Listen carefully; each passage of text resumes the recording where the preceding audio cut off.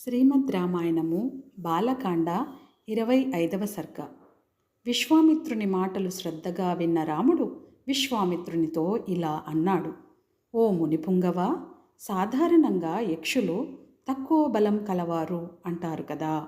యక్షిని అయిన తాటకకు అంత బలం, వీరత్వము ఎలా వచ్చింది అని అడిగాడు. దానికి విశ్వామిత్రుడు ఇలా చెప్పాడు. ఓ రామా, పూర్వము సుకేతుడు అనే బలవంతుడైన యక్షుడు ఉండేవాడు. అతనికి సంతానము లేదు.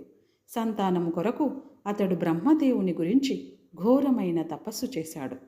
సుకేతుడికి బ్రహ్మదేవుడు ప్రత్యక్షమయ్యాడు. ఏమి వరం కావాలో కోరుకో అని అడిగాడు. ఆ యక్షుడు సంతానము కావాలి అని అడిగాడు. బ్రహ్మదేవుడు 1000 ఏనుగుల బలవంతురాలైన కుమార్తెను ప్రసాదించాడు, కానీ పుత్ర సంతానము మాత్రము ఇవ్వలేదు. ఆమె పేరే తాటక. తాటక పెరిగి పెద్దదయింది.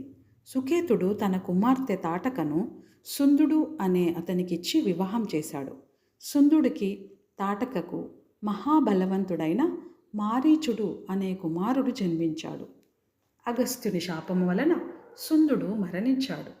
అప్పుడు తాటక, మారీచుడు ఇద్దరూ కలిసి అగస్త్యుని చంపి తినడానికి అతని మీదికి వెళ్ళారు. అప్పుడు అగస్త్యుడు మారీచుని నీవు రాక్షసుడివికా అని శపించాడు. తాటకను నీవు వికృత రూపంతో భయంకరంగా మనుష్యులను చంపి తింటూ జీవించు అని శపించాడు. అప్పటి నుండి తాటక అగస్త్యుడు సంచరించిన ఈ వనమును నాశనం చేయసాగింది. ఓ రామ, తాటక స్త్రీ అని సంకోచించవద్దు. ఆమె దుర్మార్గురాలు, లోకకంటకురాలు. మునులను, బ్రాహ్మణులను రక్షించుటకు ఆమెను సంహరించు. ఆమెకు ఉన్న వరములు, శాపములు వలన ఆమెను నీవు తప్ప వేరెవ్వరూ సంహరించలేరు. లోకము యొక్క హితము కోరి రాజు స్త్రీ పురుష భేదము లేకుండా ఎవరినైనా సంహరించవచ్చును. రాజు ప్రజలను రక్షించడానికి చేసే పని పాపమైనా సరే రాజుకు ఆ పాపం అంటదు. ఇది రాజ్యపాలనలో ముఖ్య సూత్రము. ధర్మానికి విరుద్ధంగా ప్రజలకు కంటకంగా పరిణమించిన తాటకను సంహరించడం పాపం కాదు. పూర్వము విరోచనుని కుమార్తె భూదేవిని చంపబోయింది. అప్పుడు దేవేంద్రుడు ఆమెను చంపాడు.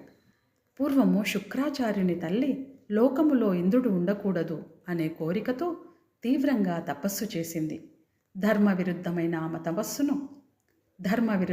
ఆమె తపస్సును భగ్నం చేసి ఆమెను చంపాడు విష్ణువు. ఓ రామా, వీరే కాదు, ధర్మవిరుద్ధంగా ప్రవర్తించిన స్త్రీలను ఎందరినో చంపారు. కాబట్టి నీవు కూడా స్త్రీ అని సంకోచించక తాటకను సంహరించు అని అన్నాడు విశ్వామిత్రుడు. ఇది వాల్మీకి విరచిత రామాయణ మహాకావ్యంలో బాలకాండలోని 25వ సర్గ సంపూర్ణము.